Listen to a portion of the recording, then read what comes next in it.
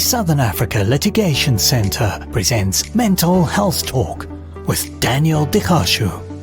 Recently, the Supreme Court of Namibia handed out a landmark ruling that recognizes same-sex spouses of Namibians married outside Namibia in countries where same-sex marriage is recognized. Daniel Digashu talks to previous and current litigants in the LGBTQI+ space in Namibia to talk about how they feel about this watershed ruling by the Supreme Court and the mental health of these Namibian litigants.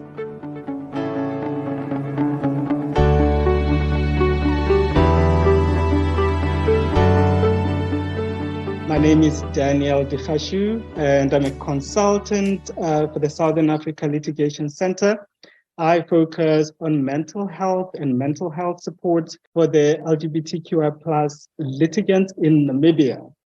So I am a litigant that just together with the Seiler-Lilles got a beautiful, monumental ruling that this country has ever seen.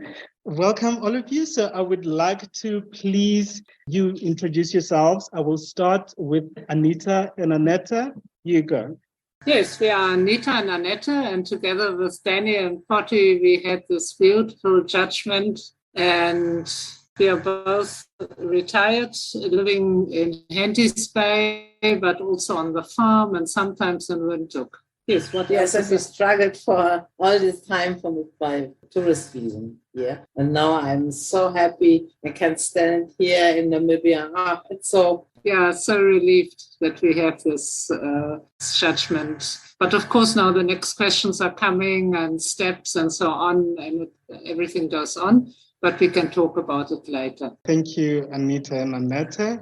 I will move over to the two beautiful ladies, our second couple in the house. I wish my husband was here. Pascale and Jennifer, please briefly introduce yourselves. Well, I'm Pascale, this is Jennifer. We moved to Namibia beginning of 2020 and struggled the whole year to get anything done. And at the end of 2020, they wanted to kick Jen out of the country just before my birthday and Christmas. And luckily, we had Carly on our side who gave them a club over the head in the court. And yeah, we are so happy. We still can't believe this is happening. Thank you so much, ladies. And the next one to introduce themselves is our beautiful master of ceremonies. Mercedes, go ahead and introduce yourself, please. Where's the drum roll? Where's the drum roll? I'm just kidding. Good evening, everybody. Oh, my goodness. I'm so glad that we're able to get together. It's been so crazy and so wonderful. And congratulations. And we're not going to be singletons in the room anymore, that's for sure. I'm Mercedes. And I guess we all have had the uncomfortable experience of having to go to court. I mean, if you're not a lawyer, it's not a comfortable thing and a comfortable space to be in. So I'm glad I also had a favorable ruling in my instance. And I just feel that love and truth will always win. And that's why we're here. Thank you so much, my darling. And last but not least on this panel is our beautiful Friedel, who has been in the movement for so long. Friedel, please introduce yourself. Thanks, Daniel, and thanks for inviting to this beautiful, beautiful panel and gathering. I guess you've already said it. I've been in the movement for so long. And it's really actually a time when I'm preparing to leave the movement. I live in Swakop now, so I've kind of moved away from the craziness of Windhoek. Mercedes, I see you went back to the craziness of Windhoek after a while. With all of the madness happening, yes, I had to quickly come back. So I'm actually studying healing and intuition, hopefully going to be qualified next year, and together with that, astrology, tarot, breathwork, yoga. And so I'm hoping to move into a completely new field away from activism. So this case is probably, the litigation is probably my swan song in a way of spending the last 20 odd years in the movement. So I've kind of been really working on the rights issue from starting, I got HIV when I was 25, and that was really how I got into activism. And at the moment, I'm working on a Free to Be Me program, which is exciting, funded by HIVOS. And I'm doing a safety and security function part-time. The rest of the time, I'm working with Tulinam, which is really trying to work with the Christian communities from the clergy down to LGBT persons of faith, and trying to narrow the gap between us and what has been created by homophobic notions in our current religious setup. And so that's what I'm doing. And I'm really, really glad that you guys brought us to this landmark from Mercedes, your judgment, your favorable judgment, and the 17th of May judgment. And looking forward to September, when I'll be standing in your shoes in front of the judges, and hoping that the way that you have paved will really help us all to get a favorable judgment and to get rid of that old colonial law that seems to police our bodies and wants to tell us what we need to do in our private lives and in our private relationships. So yeah, that's me. Unfortunately, I'm divorced. I was married to a foreigner, and I wish the judgment had taken place in 2017 when we were struggling back and forth between Amsterdam and Windhoek. But this is really, really good news. I'm so happy to be here today. Thank you so much, Friedel. Your story is, it's just so inspiring. Friedel is the first activist that I met when we were struggling to, find community when we went to court initially. And I must say, I fail to find words. Your journey has been super inspiring for all of us. It's sad that you live in the activism space, but from a mental health point of view, I can completely understand that. So thank you for sharing, Friedel. We'll get back to you a little bit later with some questions. You're going to share for us the tips on how to, better take care of our mental health. Now we're going to move over to you, Anita and Anette, our warriors, our winners. What I basically want to find out from you is how this past 6 years have been for you. Like, what was the journey like? Did you manage to find community and support when you needed that? And how has this taken a toll on your mental health? And on financially, how has this affected your financial state? I would also like to find out from you what the recent ruling means for you and for your family and friends, and where your mental health was before the ruling and during the wait. I know the build-up was quite hectic for a lot of us, and how you feel today mentally, if you don't mind sharing that with us.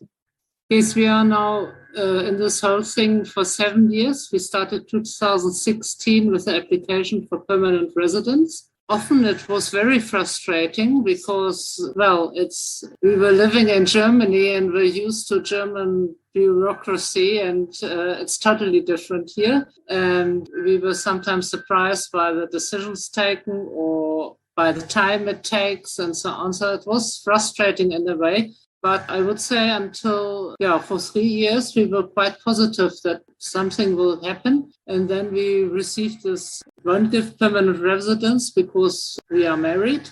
Then another story started that we went to Carly, and Carly gave us hope, I would say. We were at the end of, we didn't know what to do anymore, and Carly said, no, we can do something, and that was a good thing. But before we met Carly, we was on Human Rights Watch. We was by we were at the Legal Assistance Center who said they couldn't help us. We were at the Ombudsman who said he couldn't help us. They were all very sympathetic, and they were on our side, but they couldn't help us. And with Carly, it was the first time that we realized there's something practical could be done.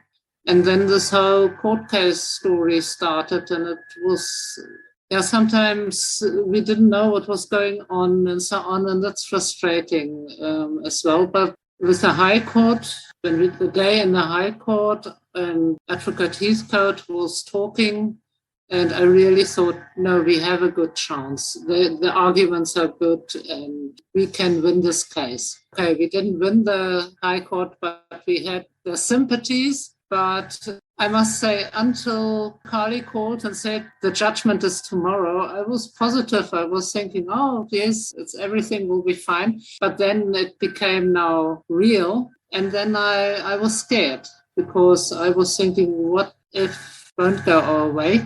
And then Anita will have to leave the country, and I will go with her. We are together for 24 years now. Okay. And Namibia is also my home. Here's my family. And this whole thing, the morning of the judgment, I was very scared and depressed. But then the news came and everything was fine. You were also asking about support from the community. Of course, we support the community, Equal Rights Namibia and Yaki and Yako thing. But it was only the day at the High Court when we saw all those people coming with banners and shouting and wishing us all the best that I realized how big the community is here in Windhoek and how important they are also for us at that time.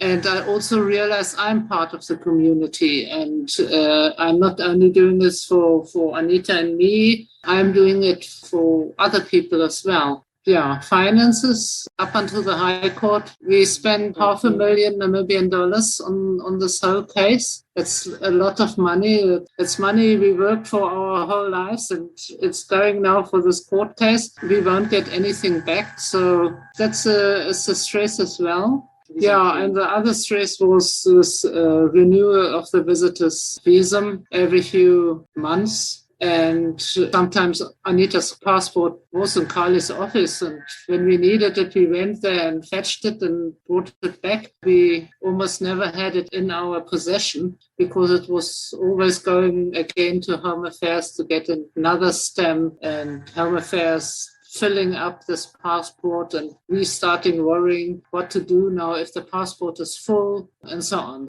Thank you. I think that'll be it for now. If I think of anything or if anyone has questions for Anita and Anette, you can just put it in the chat box and we'll do a Q&A session at the end. For now, I think I relate so much because, as you know, we've stepped this road together, and everything that you say, especially with the finances, I think especially the public, I think people in the litigation journey and in the space sort of have an idea of how much it might cost, but I don't think a lot of people can fathom just how much litigation costs. And this renewal of visas is not also for free. Yes, we've got the court interdict that says, yeah, you can stay in the country. You just have to renew your visa every 3 months. And that adds up because in terms of finances as well, I just wanted to cover that if we were not, both of us, I'm talking about me and you, Anita and Anette, if SALC didn't find us, I don't know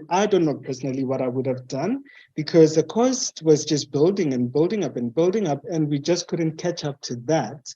And yeah, I just remember the financial strain being something that I couldn't have imagined, something I didn't want to believe, something I didn't believe at all. It was out of this world expensive. So I totally relate to you. I will get back to you on the Q&A session. So for now, we're going to move over to my other two beautiful ladies in Sokopmund. How is the weather there?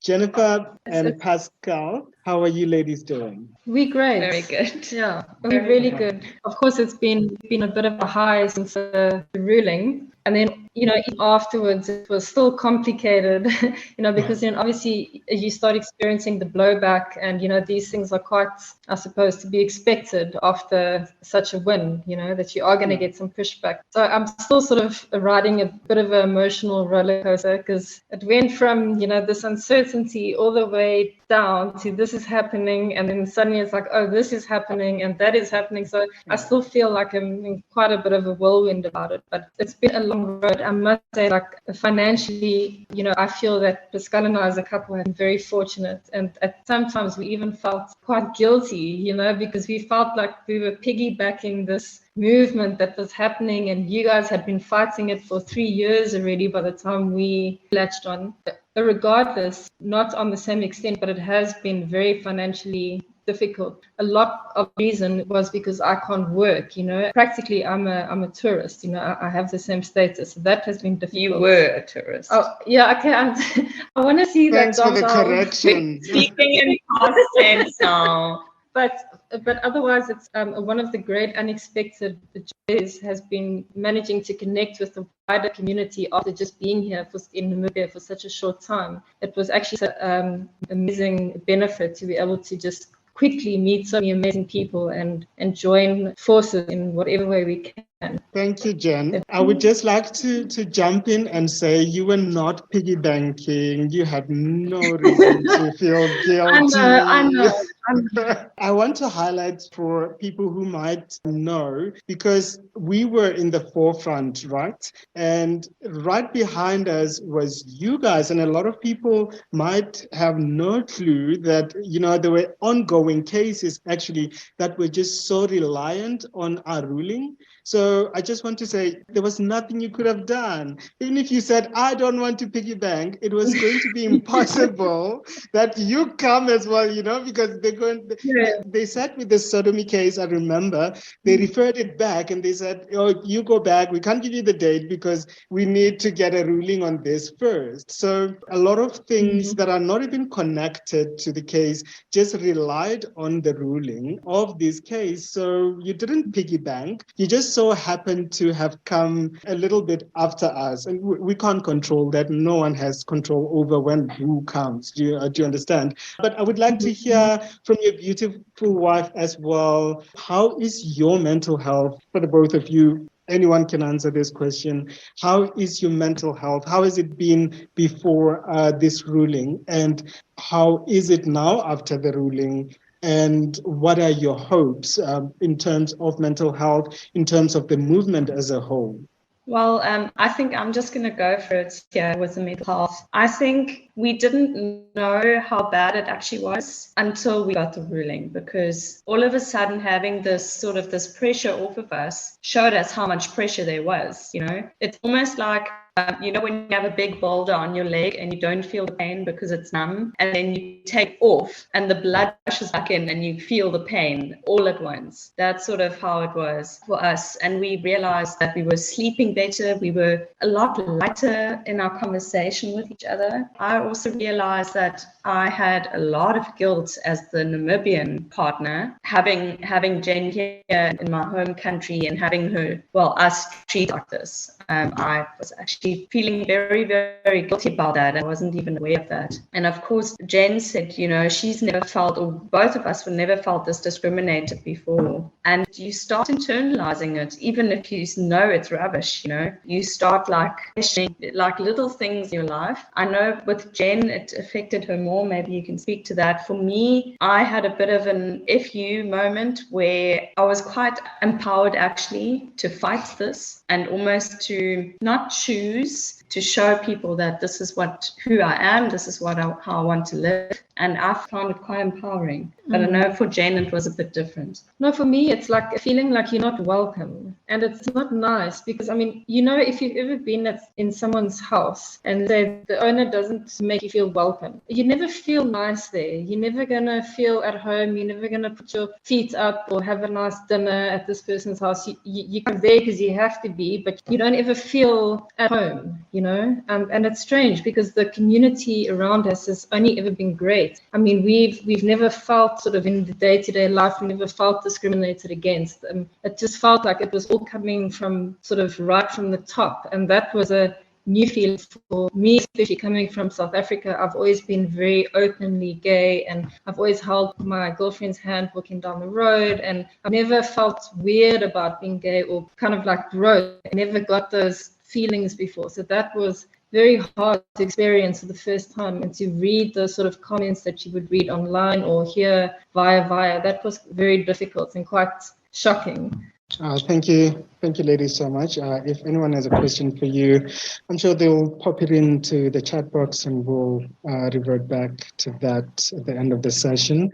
So now we are going to move to our beautiful Mercedes. Are you ready for us? Are you ready, Mercedes? So for some of you who might not know, I think all of us know this, but Mercedes was MC at the prelim for Miss Namibia at the NBC. And I watched the whole thing. You were slaying. You were bringing it. I'm so proud of you, Mercedes. Congratulations. This was a huge deal. And it was a few days just before the ruling, and it was the week for Ida Hobbit, and it was now Pride Month shortly. It's just happening for us. It's just happening. I feel it was just destined to be when the gods are smiling at you.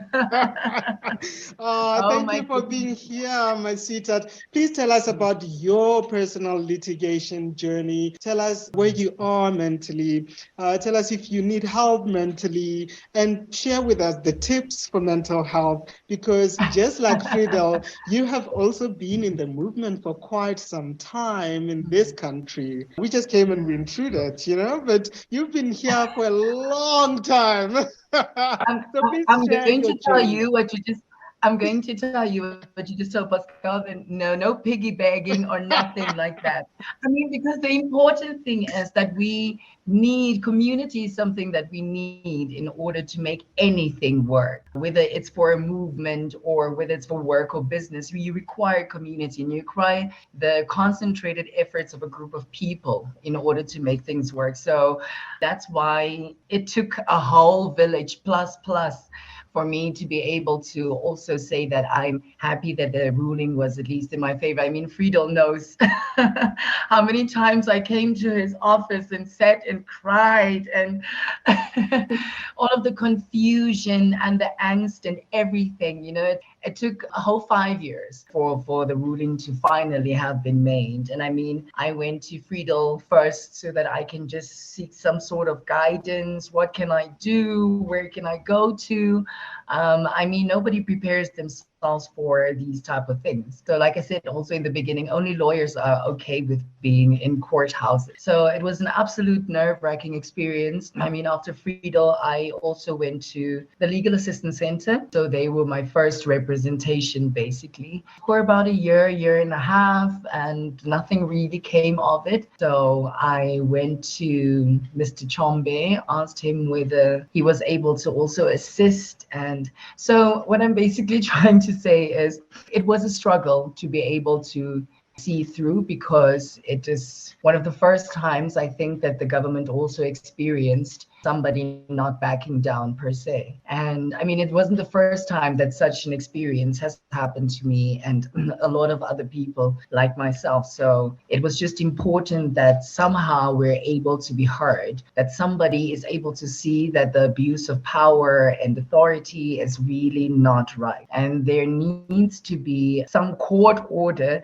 that was able to also help us feel somewhat supported, and that our safety also somewhat matters. Yeah, it's been the most emotionally taxing thing that I've ever attempted in my life. It took me through absolute lows, very few highs, but absolute lows. And Marie Steenkamp is also one of the people that I reached out to. And so she was able to help me where at least talking to someone is concerned, and being able to, I guess, process what happens, because it's not only the experience of it happening, it's the shock and the trauma, because I questioned myself along a lot of times whether it really happened, and if it wasn't for having seen the footage with my own eyes, after that I finally realized the gravity of what was happening.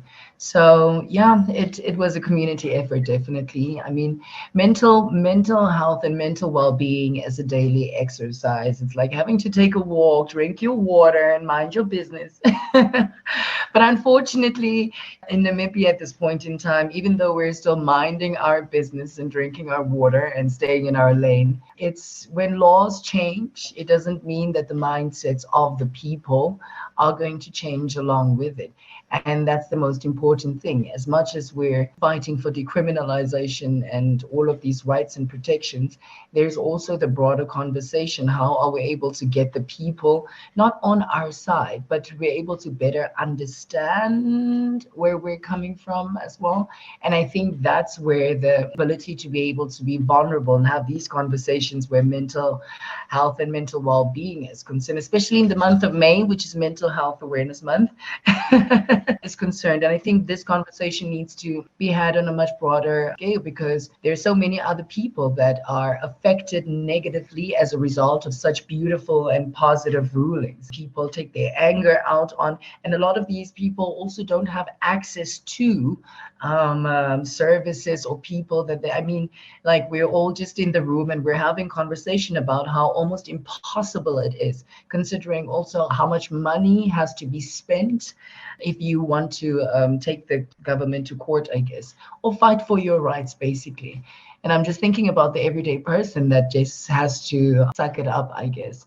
So yeah, it's an ongoing thing, as I'm saying, but I found a lot of healing and comfort in community, and being able to be a part of something that is much bigger than yourself, something that involves so many people, that touches on so many people's lives, is something that really has helped me to be able to be a little bit more easier with myself, and to understand the importance of continually working on just trying to better one's mental well-being. Because I mean, it's going to, I don't want to jinx it, but like, it is going to be a little bit of a bumpy road still, because just after Miss Namibia's experience, I haven't spoken about this, but because I don't want there to be attention or energy in that direction, and because of the ruling on the 17th, I guess people are angry. So yeah, all I'll say is there needs to be a lot more attention paid to at least just mental health and well-being of especially people that are going through this process. So we must support Friedel a great deal, lots of hugs and conversations and support here.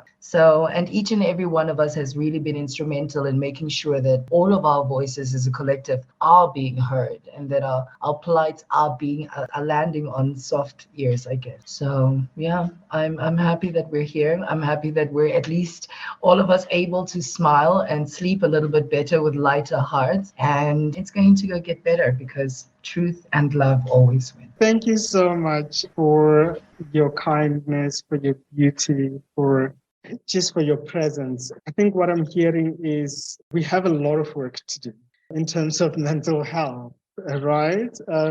I agree with you on the issues of accessibility and just mental health services, especially for people in our community.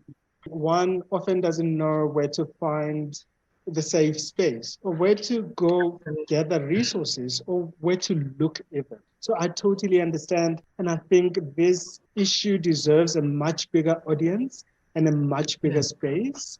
I also do believe that we have to start somewhere. And I think this little talk is a step in the right Great place to direction. start, yeah. I think so. But thank you so much for sharing your journey. I would just like to ask you a little question, and you can be brief, and so we can give the stage to Friedel. He's taking on the stage on sodomy. Anyway, I would just like to ask you how you feel about the ruling, and how you feel it impacts the community. I understand now there's a lot of hate. We all have been following the backlash. Just for a bigger picture, how do you feel this ruling is going to impact the movement as a whole?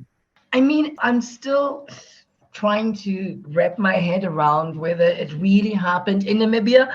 It's when you dream or hope and are in expectation or anticipation for something and it finally happens, you're like, no, but like really, I thought it was going to be another 10 years. So this is such incredible news. It's so progressive. It is about time also. And I think as it pertains to the movement in and of itself, now especially we need to be able to pull together. Like you said, like this conversation is one of the ways in which we're able to get to our next step. So there is, of course, going to be a lot of hate and backlash, and it already has been with all of these WhatsApp groups and anti-hate campaigns and propaganda against the community. So I think now is a good time to be able to also look into what sort of protections and things people in our positions will need, especially speaking as a transgender woman. It is we're most likely to experience the brunt of what society really feels about us or how they disapprove of us. So I think the ruling has been absolutely wonderful and so well deserved. However, the work is really only now beginning. In terms of sensitizing, it's about the re-education and making people understand from a hard place this actually means and not just what it means legally. So I'm still, Friedel, she cannot leave us because there's no such thing as retiring. This phone will always be ringing and we'll always be having to reach out and also seek for some advice and what to do next. So I guess each one reach one and each one teach one. And that's why we're able to be here in the room together so that we're able to do exactly just that and see how we're able to move forward. Thank you. Thank you so much, Mercedes. Yeah, there's a lot to unpack in what you've said, and we will do that on the side and try to come up with some ways to assist. Number one, to assist us, especially us who are sitting here right now, especially with the backlash. And I think this deserves more time to dismantle. But we will separately talk about this, even on emails and everything. And if there's any developments, I'll share with all of you. We are moving over to the beautiful Friedel Dausab, who is saying, I'm leaving the activism space now, guys. I've paid my dues.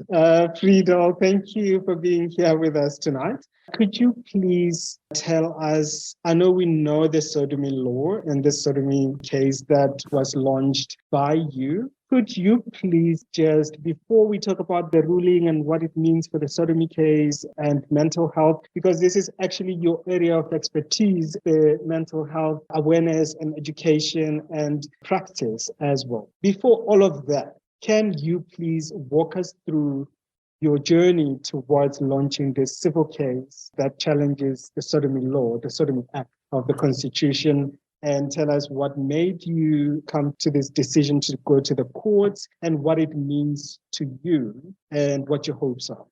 Thanks, Daniel.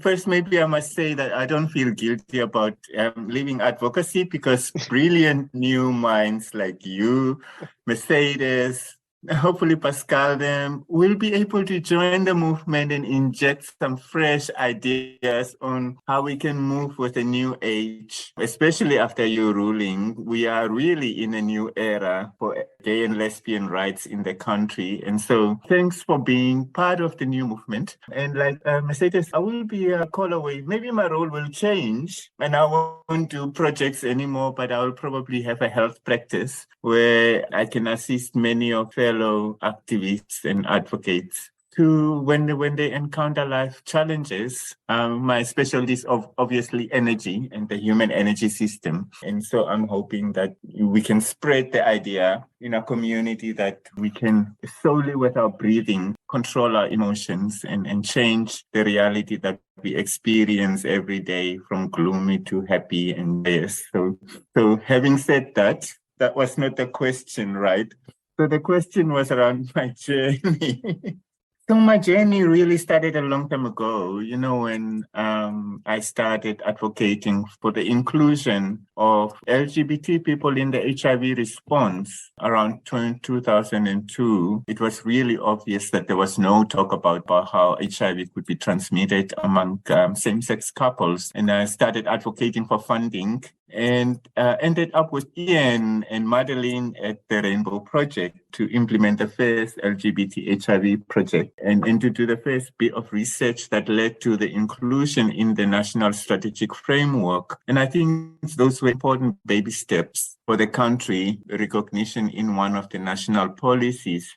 Not for something great for HIV, but at least it kind of really moved the thinking of government forward. You know, things really went by. I started working 2017 with the Outright Namibia ORN. And that's actually where I met you. I met Mercedes for her case when that trauma happened. I'm so sorry, Mercedes, that you had to go through that. That was really uncalled for, and that was really a heavy burden to carry. And thanks for carrying it through and getting us that win also. But soon afterwards, I left to the coast. What actually made me leave was the level of toxicity in the movement, in advocacy. And I'm not sure if it is whether we are always in this combative mode that we have always got to fight a policy, always have an opposition, but things are not really 100% in terms of supporting each other, in terms of the toxic culture around competition. And usually not competition for work, it's a private life competition, things that really come into life. And I guess because of our LGBT activism, we are not like other people who meet at work and then we all have our own lives. We meet at work and then we become friends and we kind of become a support system for each other even after work. And I guess that's where things quickly turn toxic. But that's also how I came to launch my case. For two reasons. First of all, I knew that your case was going to the Supreme Court as well as the Lul family. And it was really strategic in that I didn't want the Supreme Court to look back and to point a finger and to say sodomy is still illegal. And so therefore we cannot rule on this case. So it was really important to put it into the court roll system so that even the judges at the Supreme Court or the High Court knew that this was being challenged for constitutionality. So that was really the one and on the most important reason. The way it came about, however, was not so nice because I sort of just been really badly attacked by someone I thought was a friend. And it was almost fatal. And I call it my rude awakening, right? But it was really, what's your life worth? And do you want to remain what you really want to do? And I kind of had to come down to what is it that I wanted to get out of my work in the sector? And I think the one answer was to remove this law.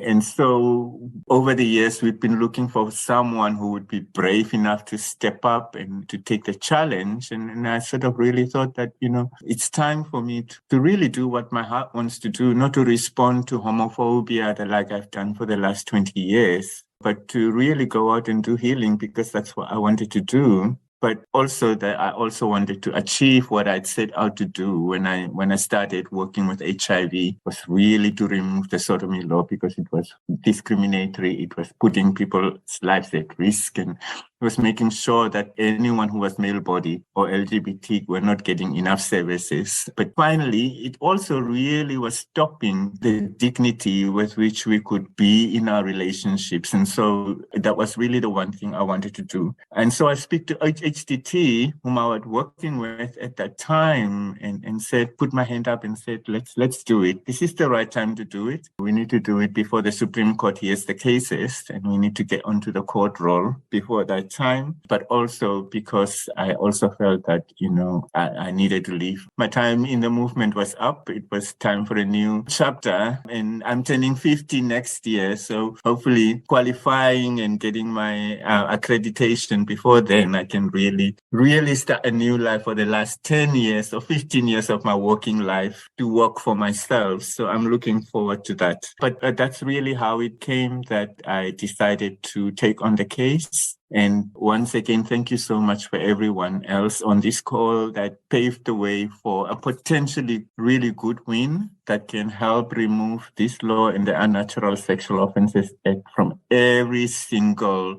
law, policy, guidance that the government had given from before and after independence. Thank you so much, Friedel.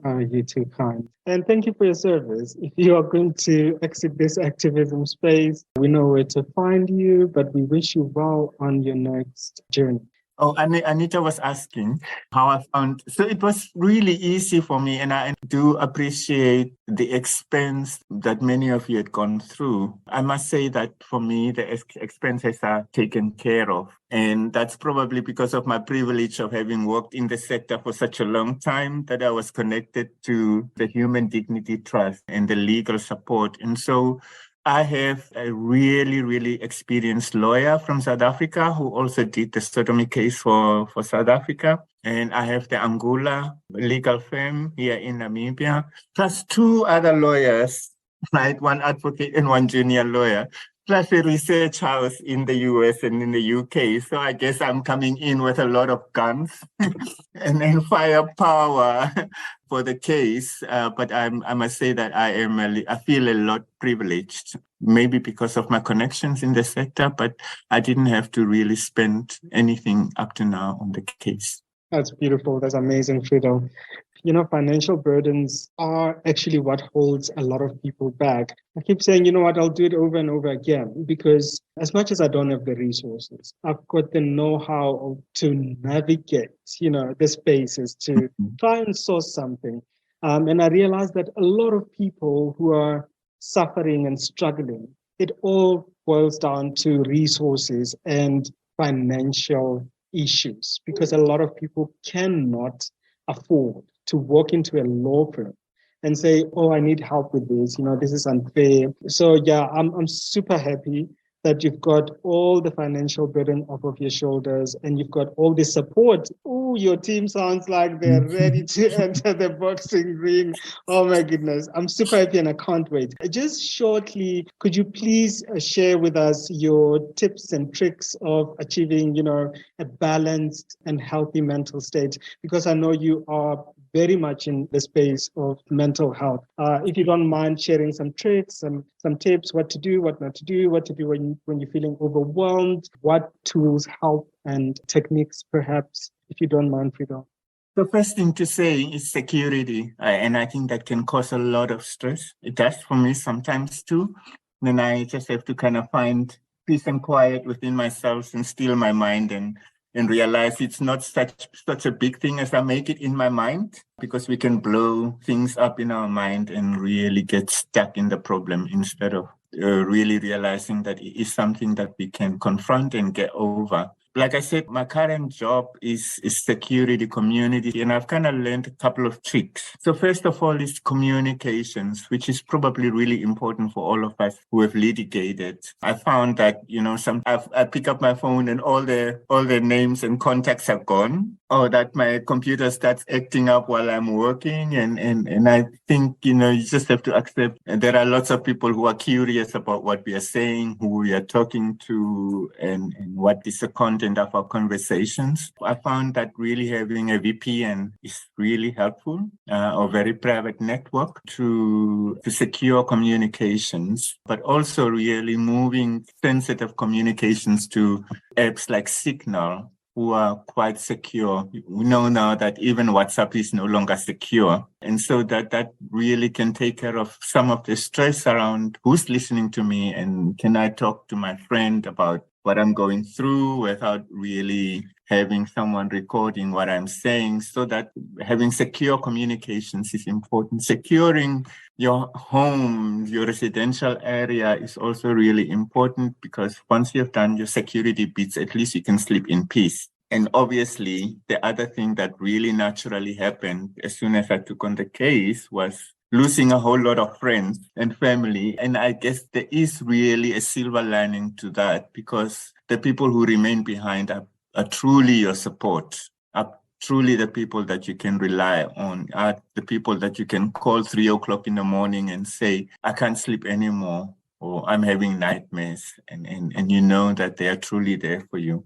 And so really being aware of who's around you in terms of friends, in terms of support is also really important. One of the things that really happened when I woke up from my near fatal attack was that weekend doing through the art of living pranayama course. And I really still say that it's probably one of the best things I've done in life, because I don't know where I would have been if I had not done that. I don't even know if I would have taken on the case. But breathing, or the breath of life, is so important in both the health, mental health, but also physical health, because we breathe so little. We are so stressed. Our breathing is so shallow that we don't really take in enough oxygen in our bodies. And what pranayama does really is to increase our lung capacity from about 30% to about 70 to 80%. I realize that I can't live without it. If I don't do it one day, then I realize I'm not so unbalanced. And so simple breathing techniques like pranayama or the alternate nostril breathing can help calm the mind down, but it can also help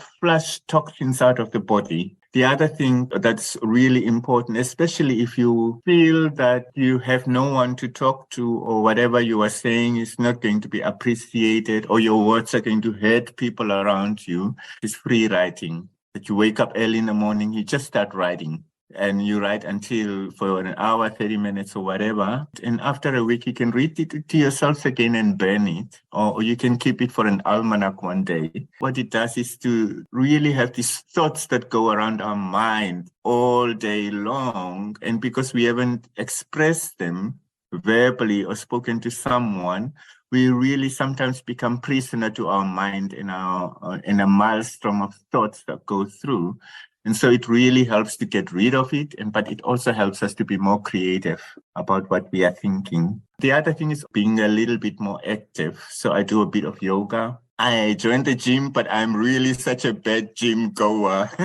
I think I'm wasting so much money. Maybe finding a yoga studio is better. Moving, whether it's going for a jog, whether it's going for a walk, also really helps to keep the body flexible. And when our bodies are flexible, our minds are also flexible. And so these are really, really good tips for mental health. And then obviously meditation and affirmations, neuro-linguistic programming, that we can really change what we are thinking and the way we think by repeating words to ourselves. Then after 20 days, if you take 5 minutes and tell yourselves, I love you, Friedel, I appreciate you, I thank you for what you've gone through, thank you for carrying me through a heavy day. Our bodies can feel the appreciation, and after 20 days, it really becomes something that is automatic in terms of self-appreciation and finding power to move when things become really difficult. There are some really great guided affirmations as well as guided meditations on YouTube that I use.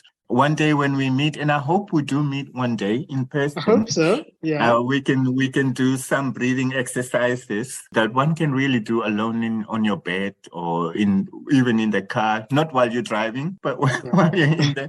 Thank you so much, Friedel, for all the tips and tricks and techniques. I appreciate that a lot. I see that there isn't a lot of questions. Friedel, you've answered the question that Anita has asked. I'm going to ask just one question to Anita and Anette that is just based on the mental health. This is what I was going to come back to, Anette, because I realized we didn't touch very much on the mental health. So I'm going to ask the two of you ladies, how do you take care of your mental health? Yes, concerning mental health, Anita says she's so privileged. She doesn't have a problem. I'm an old woman, and so my heart is open, my mind is open. I have the love of my life nearby. I don't have problems now. I stand in Namibia. That's fine. 12 years ago, when I lived in Germany, I had a breakdown and had to get psychiatric help. I went to a clinic for a few weeks, and it was burnout, depression, and that stuff. And I must say that time really helped me to, yes, on the one hand, to feel my feelings. I'm a very cognitive person and had to learn how to feel. And on the other hand, how to cope with all this and strategies in times like this. So when I said I feel scared, that's really something for me because I always push back the feelings. But we also learned how to handle this, what to do. And I must say, in the last few days, I found just relaxing, going on the beach, yes. Every second day I go to the beach for 2 hours about. I started crocheting, needlework, which is a crazy thing. I was so happy 45 years ago when I didn't have to do it at school, and now I do it. But it really calmed me on the day of the judgment. Just doing something with the hands and concentrating on what you're doing and not on your fears and on your depression and so on. Yes, I must say that is listening to music, reading some books. I also have problems sleeping. And then I also know I mustn't lie in the bed and just think I must sleep and I can't sleep and it frustrates me. I must just get up and do something else to get other thoughts into my... Thank you. Thank you so much. I saw your crochet part. It looks so cute. I didn't really Anita, I'm so happy your mental health is dapper. And I'm fine. I'm very fine.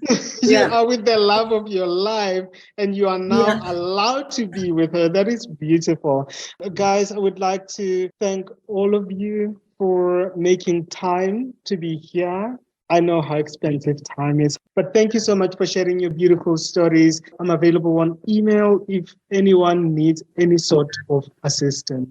In terms of mental health, I'm always open to just chatting. You can call me and then. You can type then, and I will take my time. I will read that attentively, and I will try and respond the best way I can, and I will try to help as well. Thank you so much, Friedel. I'll give you the chair now. And the mic. I just want to thank everyone singularly, and then Friedel, you can address me now. Anita and Anette, you guys are warriors. You are winners. You deserve to be here. I'm so happy that you're here. Thank you so much for sharing the journey with all of us. Thank you for just sharing your stories. It's such a beautiful story. I wish that everyone could hear your full story one day. One day we'll have a talk where we're just telling our full stories from the beginning to the point where we are, because yours is so beautiful. Thank you so much for allowing me into your lives and into your stories. Pascale and Jennifer, thank you so much for being here, for making time. I hope there was some sort of value in this. And thank you for being part of this journey as well. You were just as much a part of this as the two of us, Anita and them, and Toit and myself. Mercedes, my MC, my sexy MC, beautiful. Thank you so much for allowing us into your story. I know there are particulars you are not able to share for one reason or the other. Just know that I'm available privately. I'm always available. You can call me at any time of the day. I'll pick up your call and we can have a chat. But thank you so much. Your story is absolutely beautiful. Your journey has been inspirational. From before we even met, I was just like, I want to meet this beautiful woman. Who is she? Thank you so much, Mercedes, for making time for us.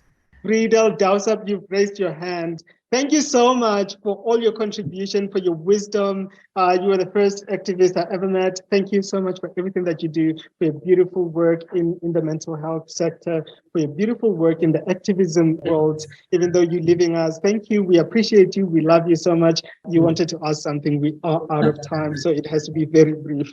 Well, it's actually a ask. So next week, as part of my work, the HEVOS Global Security person will be here. I wanted to know if everyone would wanna have really maybe an hour's call so that we can talk about security and then security protocols for litigants. Even though the case is over, there may still be some security risks, and then we can do some contingency planning together to see what kind of protocols we can put in place to keep each other safe, but also leverage maybe some resources if needed to keep people safe. I might reach out to everyone via you for that call next week. Thank you so much, guys. I love you all. It's a free world. Thank you, guys. Have a good night. I love you. Take care, everybody. Thank you. Have a night. Bye. This was Mental Health Talk, with Daniel Digashu. Thanks for listening.